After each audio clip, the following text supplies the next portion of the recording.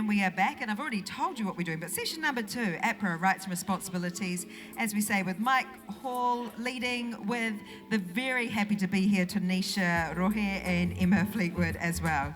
And I guess to give some context to this, and one of the hopes for Ngāho Whakaari in particular is for those of you who are artists and holders of your own IP, even if you have management, we just sort of see this as an element of your mana motuhake. The more you know, the more you know. And we'd like to offer that and whakamana, tō koutou mana, so that you know that these are the things that are going on behind the scenes, even if you're not involved in it directly. So Mike will give us a presentation, but also has kind of given us a good lead-in as well to the kōrero that we're about to hear. Tēnā rā koutou katoa. Can we please make some noise? I don't know, just get excited for everyone here. Michael, kia ora. Kia ora. Obviously, we're going to move on to a sort of more in-depth discussion about what we do at APRA and the implications for production companies and for writers. And where I come from in my role at APRA, I'm on the membership side, so really focused on the right of the New Zealand songwriters and composers and publishers as well. And Tonisha is in the team with me, so Tonisha works with Māori membership as well as some general membership stuff too, which means really focused on Māori songwriters and composers. And Emma, well, you could speak to what you do while these guys are problem solving. Kia ora, I'm Emma. I'm in the media licensing department. So the other side of what Mike was discussing earlier, the income gathering that we do to then distribute those royalties out is administered by licensing teams, and specifically the team that I'm in is broadcast, TV networks, radio broadcast, digital platforms, and though we don't license sync, I am always happy to help connect people to the right people. And we also probably going to be looking to employ a new IT person to assist us when we're on the road. Not to say that it's your fault at all. You guys are awesome. It's just that the It worked before. thing is not supported. Yeah. That's okay. I mean, it's sort of like, it's as much a reference for me as it is for something nice for you guys to look at.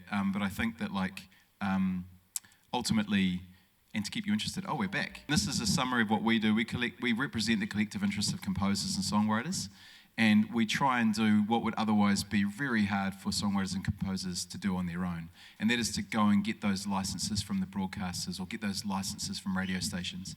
We represent those rights and can go out and say, hey, you guys can play music on My FM, or hey, you can televise these shows on TVNZ, or you can put these things on Neon, and we will make sure that there's a license fee from those services that they can then be paid to the correct right holders.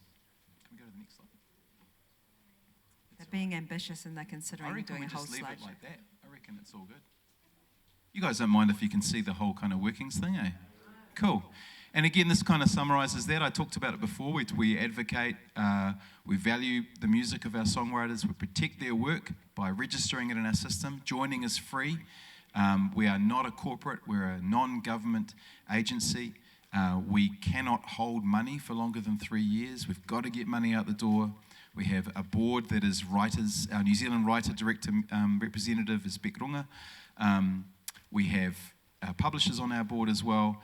And basically, the way that music rights management organisations like us around the world work is we essentially can't act as a monopoly. So we can't take advantage of the position that we have as the only provider of this particular service in the country. There's some good stuff coming up, but we have covered all this, but basically this is our numbers. We're just under 20,000 New Zealand writers, 122,000 across both Australia and New Zealand. Go to the next one as well. And in order to be paid the royalties, you need to become a member of APRA. We need your assignment of those rights. So you need to say, hey, I'm happy for you to look after those rights on my behalf. And then once you become a member, we can collect those royalties on your behalf and pay them to you quarterly for use in Australia and New Zealand, or monthly for international use. So when we talked before about like playing on French television, those royalties come in monthly. We pay those international royalties monthly. France might only pay, like, it's good. France might only pay us once every 6 months, but we might have some American ones come in or some Swedish ones or something like that. This is the MRMO, the Music Rights Management Organisation diagram, which talks about, sort of talking to that broadcast stuff we mentioned before, is that if a CSI New York is played here, we have to get the money to the songwriters that wrote the music for CSI New York, or they have music on CSI New York, to them. If they're a member of one of the American societies, we send it off to America. Equally, if Broken Wood Mysteries is played in Canada, then we have to get money from SOCAN, that's the Canadian equivalent of APRA, down to us. And that's what, and I just love these kind of arrows and stuff because it's just a really basic idea, but it sort of shows the complexity of it. And sometimes we throw this diagram to our production companies or composers if they don't understand that it has that broad context, and it's trying to really make you as the songwriters or you as the production companies understand that there is broad impact when you have music on a show. It's complex. It can take us time to find those royalties, but it's important to understand your value is more than just here. It goes broad. It can be really broad. One music manager came one time and he's like, "How do you know for certain that the money's coming in?" And I'm like, I didn't. It was about the 7th email, and we've been patient. And I checked it with Ant, our head of New Zealand, and I was like, "Can I just send him that picture?" And he's like, "Yep." But that shows the kind of like complexity of those relationships as we saw. So in order to kind of like get things cooking and get the money in to get the money out, we license. I know that's antiquated now. Countdown's now Woolworths. Spot the 2022 diagram. So these are all of the places that are licensed, and maybe it's a good chance for you to jump in and talk about some of those licensing agreements if you feel comfortable or if you want to. Yeah, so just kind of like understanding more of the broadcast side. So yes, there is public performance licensing that we do, or another team does, for the likes of Woolworths/Countdown. But specifically what media licensing administers is broadcast on TV, radio, digital platforms, so TV digital platforms, streaming like Spotify, Apple Music, anywhere that you hear music that is either broadcast or digitally communicated. So we license those networks and radio stations and platforms based on usually advertising revenue, but also sometimes blanket licenses as well. So that is for the communication only. So when we were talking about sync before, it's not the synchronization unless it's built into their blanket license. It's purely for the broadcast or the communication, what consumers are hearing from those broadcasts. Also, RAP News Hub. yeah, there's a few. So the businesses and Emma's obviously on that media licensing side, you can see there's 95 BFM, there's Whakaata Māori, there's Sky, there's Facebook, but also there is those background music environments. That's not so much a screen thing, but it's something to be mindful of, that if your music is played in the mall or at Woolworths, there is a royalty associated with that. Question, like in terms of the live side of things, how would a show like Symphony work? Like who and what are they paying? Oh, that's a great question. So again, not totally screen related, but the question is related to what do you do when there is a concert? So concerts have a separate licensing system. We have a team that does concert and event licensing. There are two types of concerts. There are concerts under a $35 ticket price, which is one pool, and there are concerts that are over $35, so your big symphonies and your other Spark things. For the smaller ones, all of the venues, like this venue pays a license fee every year to us to have live music here. It goes into a pool with all the other venues around the country, and every quarter we get submissions from our members submitted via the portal or the app that we have, a bit like a bank portal, when you log in, and you put what gigs you've played, what songs you've played, and then you get paid from that quarterly. And we have automated checks so that people can't take advantage of that system. It's a self-reporting system. On the big one, the promoters get charged 2% plus GST of the total ticket sale price as the license fee for the songwriters for the use of those songs. So a lot of bands, for example, or in symphony, the bands aren't the ones that wrote the music, right? So the songwriters have to get paid because their intellectual property is being broadcast to an audience. So if they've taken $1 million, then we'll take a $20,000 license fee and then divide that. Well, usually 80% goes to the lead artist and 20% to support, unless it's a festival. It's all the stuff's on the website too, and I'm happy to, if you want any more detail, we can talk about it later too. Yeah. Pāpāho, we've got another question over here, Oh, Parihui. cool. Sorry. Sorry, so the question was what qualifies a organisation or company or network to have a blanket licence in place? I mean, I guess it's obvious that it is bigger organisations who, have big budgets and massive advertising revenue.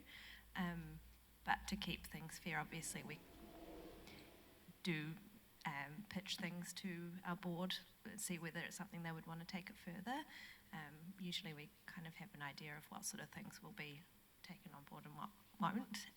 But all of those discussions that have happened for those blanket licenses will have happened at the board level, and that is made up of music publishers and how many writer reps have we got? 5, I think. Yeah. So it's something that needs to be agreed at a board level across all of our publishers and representatives of those rights holders to agree that that should be in place, and it can continue on like that.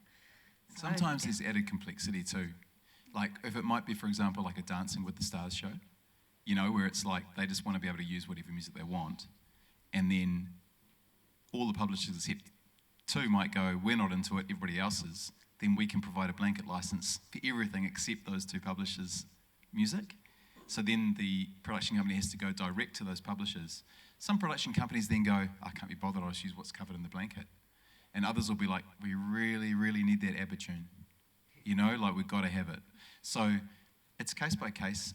The most commonplace is probably across those current event types, like the 7 Sharps and project type thing are sort of the best examples, because if they don't have it, they probably won't use music, and then we kind of don't have the opportunity to get that little bit of extra revenue going to local composers. So there's like a bit of a trade-off situation. I believe the question was, if we've paid for basically everything to be done, including the commissioning fee, to, are we giving Mellowdowns as a direct reference? Is that to Mellowdowns? And it's then broadcast across YouTube and other meta platforms and possibly other streaming platforms. It's like, what's the impact? Is it how does it benefit the writer? Yeah. Okay. So the ownership, how would the ownership be affected is the other part of the question. So the ownership is between you guys. If you decide to do a contract where you, God forbid, do a buyout and own all of Bronson's future royalties, then you own all that stuff. And the more traditional model, and the one that is kind of accepted as industry standard, and the one that we endorse, is that Bronson actually continues to hold on to the writer royalties, to that writer share, okay? So you don't own those royalties. You own the sound recording. You've commissioned the composition, so you own that part of it. And then on the license fees that APRA collect, we don't pay you as this owner of the sound recording because we don't really care about that. We're all about the writers, right? So we're like, that's all good. So what happens is we have a license fee from Meta, we have a license fee from Neon, we have a license fee from TikTok, we have a license fee from YouTube. We receive a data set, and we'll get to that in a minute, and then we pay out the writer.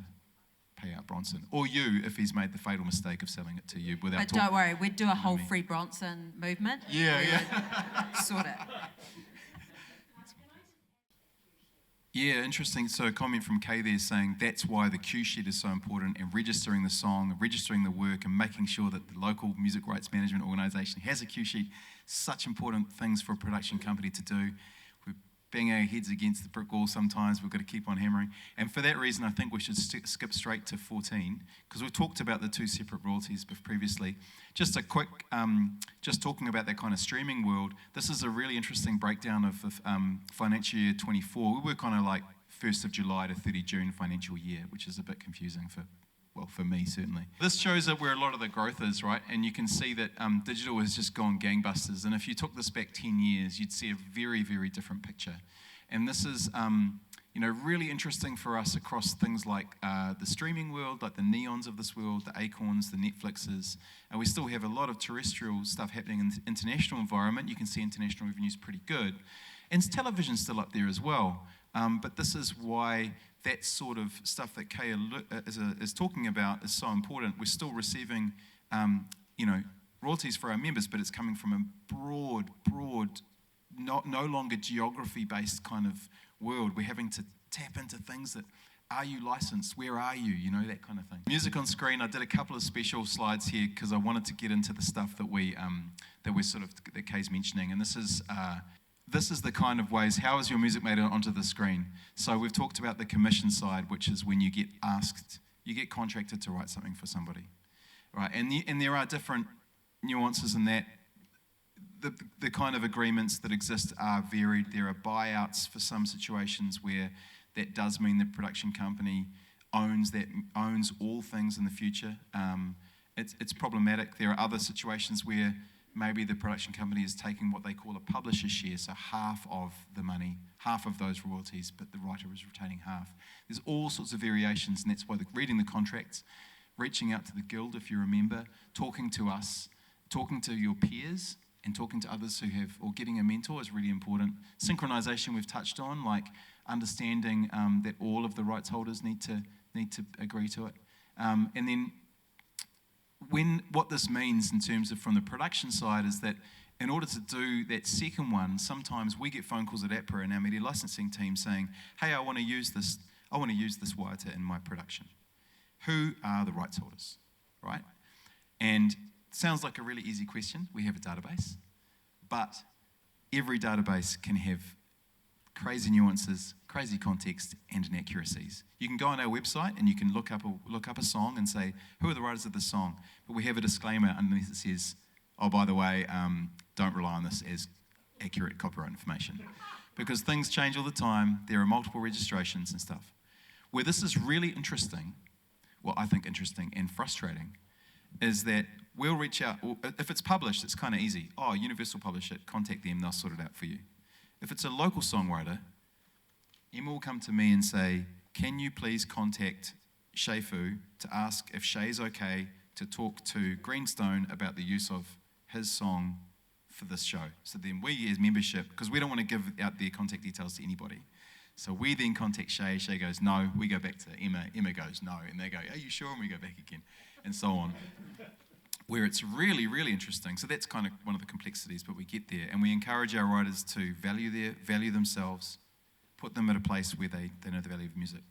Where it's really interesting is when we have out of copyright waiata reo Māori, or waiata Māori, right? So this has become, when I started at APRA almost 6 years ago, there was a lot of talk in this space about how can we do better, and we didn't really know how to get started. We sort of, when in Hindewe, we decided to jump off a bit of a cliff, really, and we just did an extract from our database of all of the works in the world that we have that are out of copyright.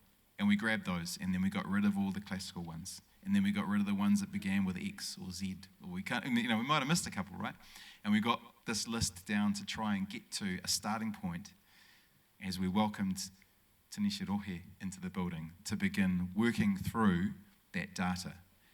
What we were going to do with it, and we're still working through it, what we're going to do there is still, it's still a work in progress, but we formally advise production companies to contact Wānanga in relation to waiata that may actually be out of copyright. We caveat that by saying, this is not this is from a legal perspective, sure, you could probably go and use it, but don't. Here's why.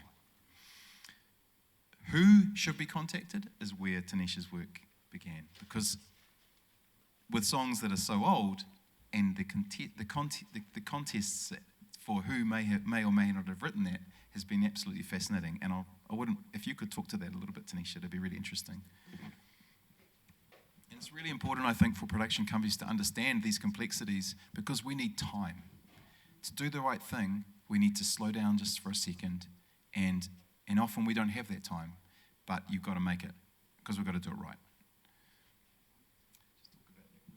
Oh yeah, so that started with, so we did have a huge list of waiata, and a lot of these waiata, like the pō kare kare ana, those waiata that you hear often on like Shoreline Street or TV, and so we took this list to Papati Moti Karetu, who's been around for a long time in the music space, and he didn't know a lot of it, but he was able to guide us as to who we could talk to. So it was a lot of cold calling, it was a lot of cold emailing, marae, iwi radio stations, just random names, and so I would just hit them up and say, hey, there's this waiata, do you know anyone, or do you know the whānau who composed it?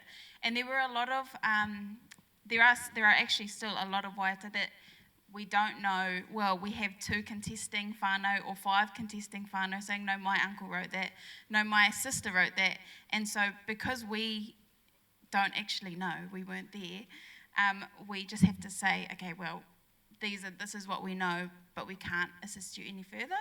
And in those cases, what we can do, we generally know the area, the iwi that did compose those tracks. So we can say, well, this is what we do know. Go off and do what you want to do with that information. But at the end of the day, it does fall back on the production companies to do their due diligence. But yeah, as we said, we do encourage you to reach out. And I guess we can talk about values and cost, but one of the things is the wrath of whānau that you don't want to incur when you use it on your production, and almost immediately you'll find when it was hard to find out who it was who wrote it, all of a sudden they're telling everybody. So that is one of the reasons why. So it might not be, in terms of money, it's not fiscal, but it's reputational. And it's also sometimes can take away from your kaupapa and your production if you've been seen to not do the right thing.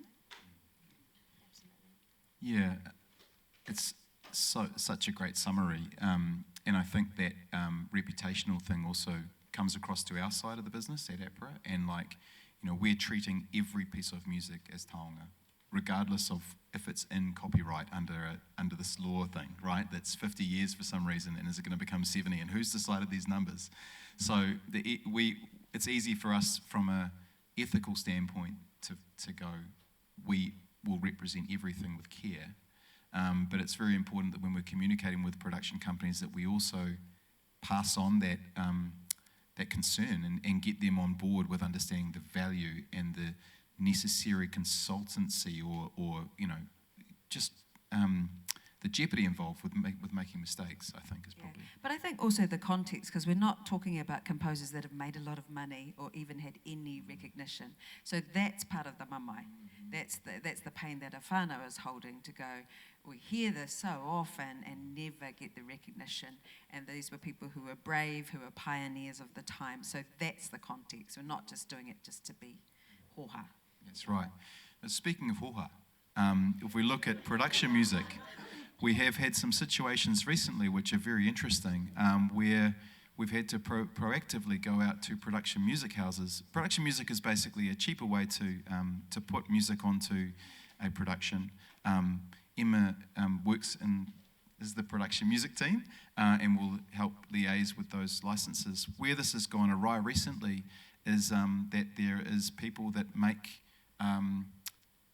traditional, cultural, whatever they want to phrase it, they call it this stuff, and we have seen music called haka, which is not, and has no reference, no consultancy, nothing.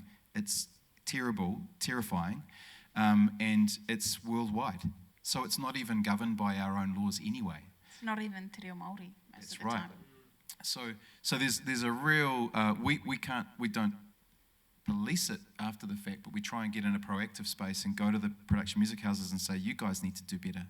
And we're here, so can you talk to us if anything crops up?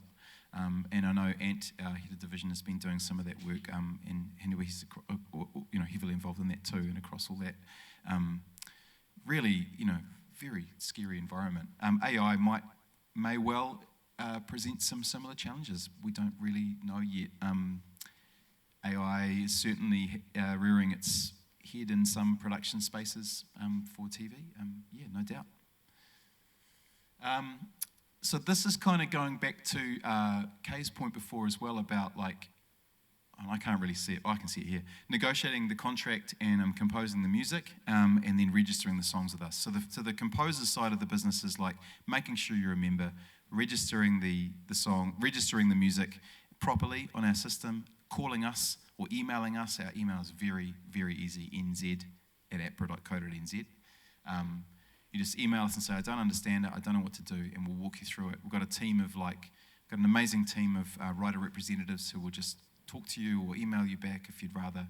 We have fluent Reo speakers as well that can communicate in the Reo if you prefer. And yeah, like I said before, with that buyout situation, we encourage people to talk to us so that we can sort of walk through what that actually might mean. And then, of course.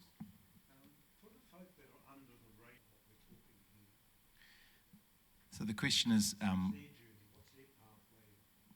just for those online, what's the journey, what's the pathway for the writers that are delivering their music to, say, a rehabilitation centre or other people in other spaces that's not so much in the screen world? So earlier on, I mentioned that payment for concerts, that's the under $35. There are royalties for, as if we're talking on the monies on the financial side and not the sort of kaiako side, but the financial side, you can submit a return to get paid for performances to people in those in rehabilitation centres, in cafes, in not so much venues. Thank you for raising that, because I think that's this is why I love questions, because I wouldn't have made that clear. Any venue that will have a person perform at it, unless it's a wedding or a 21st or like a private function, is eligible generally to receive a small license fee per song. And we rely on our members to report to us and say, hey, I played at this place on this date. Here's the songs I played. Maybe they're not all your own. Maybe they're friends, or maybe they're other international works. I don't really know. And each of those songs can be paid out quarterly. So yeah, there is definitely, and although it may not be in this kind of screen world, we actually do. It's the most tangible royalty payment to New Zealand songwriters is from that pool, is from that particular live performance pool. So although it may seem like it's kind of down here, for us, it's here. And we work at increasing the amount of people that put in those reports, because the more of that we can get money out the door really quickly. And I'm happy, I'd love to talk to you about that more after, if that's okay. And we do have kai time coming up. I'm just really mindful of not keeping our people waiting too much, and then we go on to our next sessions. But Pāpāho, is there another question? Well, I think ethically it's pretty bad, right? Yeah. I mean, because we talked before about making sure that all of the rights, all of the people that are connected to that particular piece of music have agreed to it being used across anything, especially if it's connected to pictures, because that's a synchronization. There's a bit of debate about this at the moment, because a lot of countries are looking at whether or not their Copyright Act is fit for purpose when it comes to artificial intelligence. Our current government and also the UK government are saying that, yep, the Copyright Act as it stands already protects that. That's actually, that's abusing, that's taking advantage of somebody's likeness, taking advantage of their music, and making something without their consent. It's pretty black and white, but except that if AI is going to be sophisticated enough pretty soon to just, or even now, just to build something that sounds like that. And from our perspective, we just license the broadcasters, right, to pay the royalties. And if we receive a registration in our system that says that you wrote this piece, we don't police every single registration that comes in. We sort of take your word for it. What might happen is the publisher, Chris Bound's publisher, contacts us and says, hold up, this is wrong. And you get that anyway, right? Where somebody's, you get crazy people calling us and say that they wrote Taylor Swift songs. They've tried to register a Taylor Swift tune, and we have to kind of, and it comes out in the wash eventually. So, Taylor takes care of it. Yeah, and I think for the example you give with Chris Brown, the publisher would be on it quickly. Yeah. Because there's lots of examples. Yeah, I went to an AI seminar maybe a year or so ago in Sydney where they talked about how AI will be the answer to the problems that AI presents. Do you know what I mean? So like AI will be the music recognition technology that identifies the abuse that has contributed to the copyright infringement and so on. And there's one thing about social media policing that it does quite often catch up on things like that, like in the case of Ordini. People caught up on that were able to call it out. How are we going? What number are we up to? Well, 18 out of 27. We don't have to go all the way to the end. I just wanted to show the next one as the kind of main thing. This is an old template. We now have an online cue sheet portal, but this is kind of like in the screen world. This is when we talked before about like data. This is a cue sheet. Every production that is made, every episode of a show that is made needs one of these. This notes down every single piece of music that is used in that episode. So every single episode of Shortland Street has one of these. So what's that, like 70,000? No, it's about 4,000 or something, right? So, and every movie has one of these. What then happens with this is it goes into our system. It's even quicker now because you don't use a template. You literally log into a portal, or the production company will have access to the portal. They will log all of the music that's used. It goes into our system so that when a program log or a list of all the shows that have been played on TVNZ comes to us, it links to this to make sure that it can pay every piece of music that's been included in that episode. This is something that's absolutely crucial for composers and for production companies to understand. So we encourage any questions directly to us or to the media licensing team. Is there anything you want to add? About cue sheets specifically, or very. So, just an example. The other day, someone from a production company came to me and said, "Do you have the cue sheet for a particular series, the first season, which was produced by someone else?" And we didn't have it, and it wasn't provided by this particular network. And we're only as good as the data that we receive. That we do have a team or a person that pushes for data to come in, but there's so much of it. We heavily rely on those networks sending them in to us. And production companies sending them in to us. To your point about AI, like could there be a Shazam of cue sheets soon?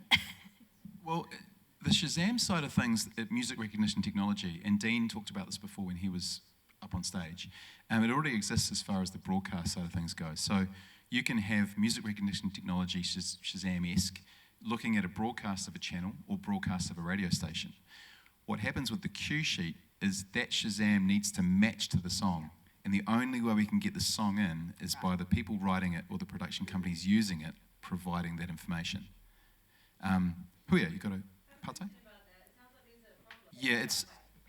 repeat the question. How can we fix the problem of cue sheets? Is it a music community? How can the music community get involved? This is for those online. And what can we do to fix that? It's not a massive problem. It's not as, we're making it sound like it's quite big. It's better than it was. It's way better than it has been. Yeah. We have a process where we contact production companies and educate them around what that looks like. The solution from an APRA side is actually getting the composers also to understand that they're running a small business and that this obligation sits with them also to ensure that their work is correctly noted. So rather than them go, "Oh, I'm not a business person," it's like acknowledging, yes, you are, this is your business. If we haven't received a cue sheet, we'll chase it. We have a process already where we receive cue sheets and we go through and see what's missing, because it may turn up on a program log. Can you go to the next slide? And if we can see it's on this slide and we haven't got a cue sheet, then it'll be a red flag and we'll try and find it. But what I think the music community could do is encourage just best practice. I think engaging with the guild as composers is a very, very sensible idea. And as a composer, if you were commissioned for I see a reference when it comes to this and also cultural consultancy. Think about it at the beginning, not at the end, because otherwise their music knows that they were last thought, kaupapa Māori knows we're last thought, like, oh, we'll just jam it in there. So that's about integrity of your production as well. But if you learnt anything or find this helpful, please put your hands together for our group. Kia ora.